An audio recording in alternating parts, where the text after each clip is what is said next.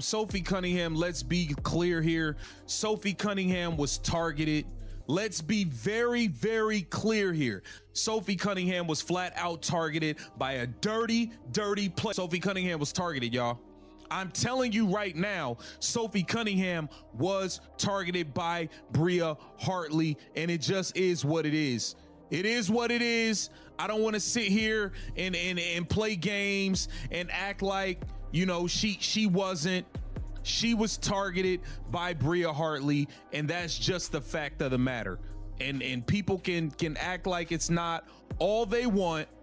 I told you guys this girl was a dirty player, and that's all she did today was show how dirty she is. Indiana Fever today. Unfortunately, we have the horrific, terrible news that Sophie Cunningham is officially out for the rest of the season with a torn MCL. What's going on, narrative analysts?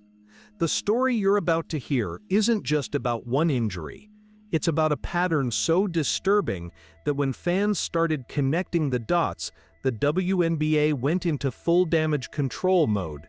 And the deeper I dug into this Sophie Cunningham situation, the more I realized we're not dealing with isolated incidents anymore. We're dealing with systematic targeting. Now, before we dive into this investigation, I need you to do something for me. Hit that subscribe button right now, because what I'm about to show you is exactly the kind of content the league doesn't want circulating. The algorithm doesn't push investigative work like this. So we need to build our community of people who aren't afraid to ask the uncomfortable questions. Here's what we're going to uncover today. First, I'm going to show you the targeting pattern that sophisticated fans discovered, and it's not what you think.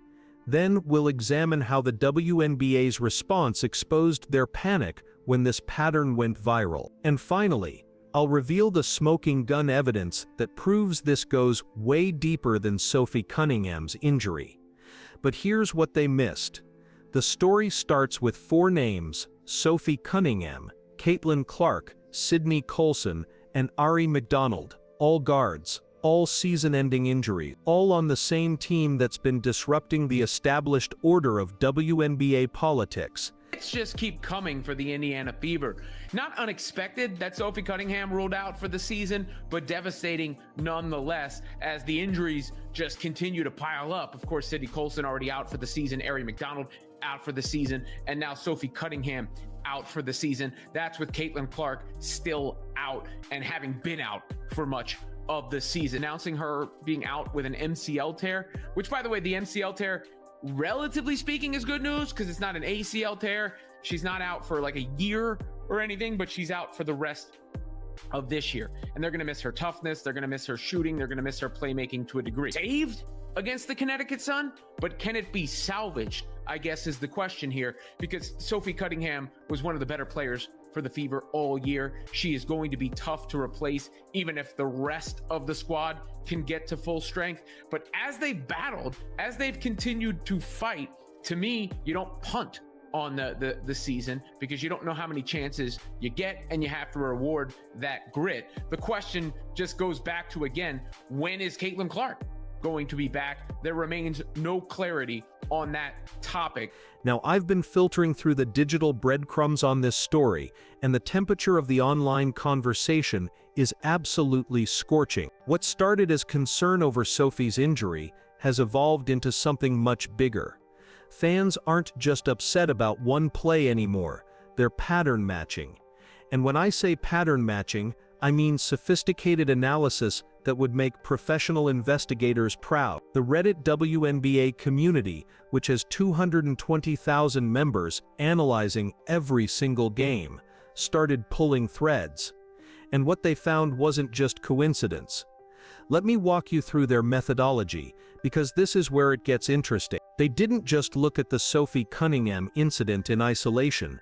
They mapped out every significant injury to rising stars this season. They analyzed the timing. They examined the circumstances. And they discovered something that made the WNBA very, very uncomfortable. The pattern isn't random violence. It's strategic disruption. But the story doesn't end there. because what happened next exposed the league's biggest weakness: they can't control the narrative when fans become investigators. Is terrible. You don't want to see anybody go out, especially with an injury. And Sophie Cunningham has been kind of like the heartbeat of this team. With Caitlin Clark being out, she's like the first player we actually seen come out and stand up for Caitlin Clark and have her back. So this definitely sucks. And beyond her having Caitlin Clark back, her play on the floor, this has been an injury-riddled season for the team and Sophie Cunningham. You gotta remember, she had that ankle injury, which is why she's wearing an ankle brace in the game. She had that in the beginning of the season. She was dealing with an injury. She fought back, came off the bench, got into the starting lineup, and she started lighting it up for us. She was knocking down the threes. She was bringing that energy, and us fans wanted her to get more shots, and we were upset at the fact that she's standing around wide open looking for the ball, and she's just not getting the ball on a lot of these possessions. So what's fact and what's speculation? Let's break it down. Sophie Cunningham has been more than just a player for the Indiana Fever. She's been the heartbeat, the defender, the energy source. And here's what the mainstream coverage won't tell you: she's been the primary shield protecting Caitlin Clark from the targeting that everyone sees but nobody talks about. Think about this strategically. If you wanted to neutralize the most disruptive force in WNBA history, you wouldn't go after Caitlin Clark directly. That would be too obvious, too traceable. Instead, you'd systematically remove her support system, her teammates, her defenders, her energy sources, one by one. And that's exactly what we've witnessed this season. The Fever have lost 4 guards to season-ending injuries. 4 in a single season. The statistical probability of that happening naturally is so low that academic researchers are calling it a once-in-a-generation anomaly. But here's where the investigation gets really interesting. Because the more I dug into the fan analysis, the more I realized they were asking the right questions while everyone else was focused on the wrong story. The question isn't whether individual players are dirty. The question is whether the league has created an environment where certain types of aggressive play get rewarded when they target specific teams and players. Reading the signals from social media, there's a clear divide in how different incidents get officiated, different standards, different consequences. And fans have spreadsheets proving it. Official sources won't tell you this, but if you follow the digital breadcrumbs, a different picture emerges. The WNBA has been dealing with a generational shift that threatens the established power structure. Old guard players who've built the league for decades versus newcomers bringing unprecedented attention and revenue. And when newcomers start changing the economics of the game, sometimes the response isn't welcoming. Sometimes it's territorial. You can tell Bree Hartley, in my opinion, she launched herself into her knee. She did. And I've seen some of the reaction online. And guys, it's despicable. It really is. There's a lot of people celebrating this injury. And guess what? You can imagine who it is. It's members of the old WNBA fandom, the ones that root for Paige Beckers and Angel Reese and Asia Wilson and all the usual damn suspect. Now we're getting into rumor territory. Nothing is officially confirmed, but the online chatter is too loud to ignore. The reaction to Sophie's injury wasn't just sadness. There was celebration, actual celebration from certain fan segments when a player got hurt. And guess what? The pattern of which fans were celebrating tells you everything you need to know about the underlying tensions driving these incidents. This isn't about basketball anymore. This is about territory. This is about who gets to control the narrative, the attention, and ultimately, the money in women's basketball. But that brings us to the inevitable question: if there really is systematic targeting happening, why hasn't the league addressed it? The answer might shock you, because addressing it would require acknowledging it exists. And acknowledging it exists would require explaining why it's been allowed to continue. The temperature of the online conversation suggests something deeper is happening here. Fan communities that normally disagree on everything are finding common ground on one point: Player safety has become secondary to protecting certain narratives and certain players from disruption. Let me show you the smoking gun evidence that got the league's attention. It wasn't the injury itself. It wasn't the targeting accusations. It was what Sophie Cunningham said next that sent the WNBA into panic mode. And Sophie Cunningham's sister was none too happy about it and slammed the WNBA. Maybe you should focus less on finding players for commenting on your poor officiating and more about hiring officials that are able to call a consistent game and protect your athletes. It's pathetic. Praying for you, Sophie. That's Lindsay. That's her sister. Well, her sister made this comment, and it brought out the scumbags. You come at Sophie's sister, you come at Sophie. And Sophie saw this comment, and bless her heart, she answered it. She answered it. Some of us were raised by the words of, quote, don't bite off more than you can chew. And some of us didn't. Quote, F around and find out. F around and find out. Kiss. God bless this woman. Yeah, seriously. She's great. It's hilarious. That this hater out there, and there's a lot of them right now. I said yesterday they're mad because Sophie's being called a superstar and this and that and the other. Yeah, Sophie's got more pull than your Asia Wilson. I mean, Asia's on this monumental run. I literally wouldn't have known that if I hadn't stumbled across somebody that said, well, the WNBA is making Asia Wilson's late season MVP push. Sometimes, I mean, you just got to pay attention. The WNBA wants to protect certain people and certain players. F around and find out. 4 words that became a battle cry. 4 words that transformed a victim narrative into a declaration of war. 4 words that told the entire league that Sophie Cunningham wasn't going to be silenced by injury, by targeting, or by systematic intimidation. But here's what the other channels won't tell you about that moment.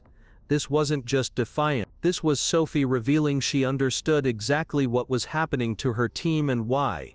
The sisters' criticism of the league wasn't emotional venting. It was strategic messaging. Maybe you should focus less on fining players for commenting on your poor officiating and more about hiring officials that protect your athletes. That's not grief talking. That's someone who's been watching patterns and connecting dots. And Sophie's response to the critic, F around and find out, wasn't directed at random haters. It was directed at anyone who thought systematic targeting would break her spirit or silence her voice. The WNBA's problem became clear in that moment. They weren't just dealing with an injured player anymore. They were dealing with someone who had figured out the game behind the game. But that's when the story took the most unexpected turn possible. Because what Sophie did next completely shattered every narrative that had been built around her injury. Let's just keep coming for the Indiana Fever. Not unexpected that Sophie Cunningham ruled out for the season, but devastating nonetheless as the injuries just continue to pile up. Of course, Sydney Colson already out for the season, Ari McDonald out for the season, and now Sophie Cunningham out for the season. That's with Caitlin Clark still out and having been out for much of the season. Announcing her being out with an MCL tear, which, by the way, the MCL tear, relatively speaking, is good news because it's not an ACL tear. She's not out for like a year or anything, but she's out for the rest of this year. And they're going to miss her toughness. They're going to miss her shooting. They're going to miss her playmaking to a degree. Saved against the Connecticut Sun, but can it be salvaged, I guess, is the question here, because Sophie Cunningham was one of the better players for the Fever all year. She is going to be tough to replace, even if the rest of the squad can get to full strength. But as they've battled, as they've continued to fight, to me, you don't punt on the season because you don't know how many chances you get, and you have to reward that grit. The question just goes back to, again, when is Caitlin Clark going to be back? There remains no clarity on that topic. Wait, stop everything. The player who was supposedly targeted by Bria Hartley just defended her attacker. not only defended her but called her a really good friend and explicitly stated there was no ill intent. This is where the investigation gets complicated, because now we have the victim herself contradicting the targeting narrative that millions of fans had built around her injury. So what's really happening here? Is Sophie Cunningham being pressured to downplay the target? Is she genuinely defending someone she believes is innocent? Or is there a more sophisticated game being played that most people aren't seeing? The answer lies in understanding Sophie's evolution from role player to cultural phenomenon. She's not just a basketball player anymore. She's a brand, a movement, a voice for players who feel unheard by the league's traditional power structure. And brands don't survive by creating unnecessary enemies. They survive by building coalitions and strategic alliances. Sophie's defense of Bria Hartley wasn't weakness, it was calculated positioning, because the real enemy isn't individual players making dangerous plays. The real enemy is a system that allows those plays to happen without consequences, when they target certain teams and certain players. By defending Hartley, Sophie shifted the focus from personal conflicts to systemic problems, from individual blame to institutional accountability. Brilliant, but the WNBA's response to Sophie's injury, and the fan investigation that followed, revealed something they probably wish they could take back.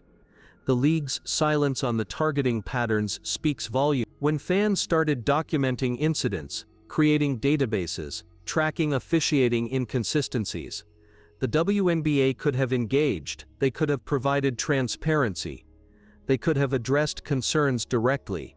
Instead, they went quiet.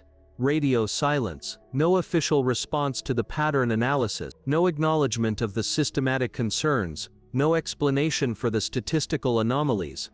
That silence tells you everything you need to know about whether the patterns are real, because if the patterns were random, if the targeting was imaginary, if the concerns were baseless, the league would have no problem providing data to disprove them. The fact that they won't engage with the analysis suggests the analysis hit too close to something they don't want examined. Officially, 3 for 3 on being fined by the WNBA. Holy shit. For this? For the pod? Again? They didn't like my comments on Paige Becker's. No way. I didn't even say anything bad. On the whistle, on the quick whistle. Yeah. But like Bria, and I'm actually really good friends with Bria, and I had been waiting to get on the pod and so we could talk about this because I did want to tweet it out, but I don't think that there was no ill intent. I think it was basketball play. I was just in the wrong spot at the wrong time. She fell. Like there's no way that she would go in there and potentially try to hurt me. And so I had nothing but love for Bria, and I even like told my mom because she tweeted something. I was like, no mom, like I get it, but like I promise you that like I was like, Bria and I are super cool, and like she would never try to hurt me, because there are some girls that I think might, but she wouldn't do that. And so I have nothing but love, and so I hope people stop giving Bria some heat, because I don't think she meant to do that. But this action right here shows you the real temperature on the court. Players grabbing shirts, officials letting things escalate, tensions boiling over in ways that create exactly the kind of environment where accidents become more likely. The footage doesn't lie, the patterns don't lie, and the WNBA's refusal to address them definitely doesn't lie. What we're witnessing isn't just about Sophie Cunningham's injury, it's about a league at a crossroads, trying to manage explosive growth while protecting established interests. And when those two forces collide, players pay the price. So where does this leave us? What's the end game for this investigation? The answer depends on what happens next. If the WNBA continues their silence strategy, if more coincidental injuries happen to disruptive players, if the patterns continue while officials look the other way, then we'll know the targeting is systematic. But if the league takes action, changes officiating standards, addresses player safety concerns, provides transparency about incident reviews, then maybe we can believe this was all just unfortunate coincidence. The ball is in their court, literally. But here's what I know for certain. The fans aren't going to stop investigating, the community isn't going to stop pattern matching, and players like Sophie Cunningham aren't going to stop speaking truth to power, even when that truth makes people uncomfortable. The WNBA wanted to control the narrative around Sophie's injury. Instead, they accidentally created an army of digital detectives who are now examining every play, every call, every incident with microscopic intensity. That's what happens when you underestimate the intelligence of your audience. That's what happens when you try to manage information instead of providing transparency. The temperature of the online conversation has shifted permanently. Fans aren't just watching games anymore, they're watching the watchers. They're investigating the investigator. They're holding the league accountable in ways that traditional media never could. And that terrifies the WNBA more than any individual injury or any single controversy. Because once fans start seeing patterns, once they start connecting dots, once they start demanding answers instead of accepting narratives, the power dynamic shifts forever. Sophie Cunningham's injury might have ended her season, but it started something much bigger. It started a movement of fans who refuse to accept that systematic targeting is just part of the game, and that movement isn't going anywhere. So what do you think? Are we seeing systematic targeting of disruptive players, or is this just an unfortunate series of coincidences? Have you noticed patterns in how different incidents get officiated? And most importantly, what should the WNBA do to restore credibility with fans who are asking these uncomfortable questions? Drop your analysis in the comments below, because this investigation is just getting started. Hit that subscribe button and ring the notification bell, because we're gonna keep following this story wherever it leads. And if you found this investigation valuable, share it with other people who aren't afraid to ask difficult questions about what's really happening in the The league might want this story to disappear, but the truth has a way of surfacing when enough people start looking for it. I'm Jackson Riley, and this has been your deep dive into the Sophie Cunningham targeting pattern that the WNBA doesn't want you investigating. Stay curious, stay suspicious, and keep connecting those dots.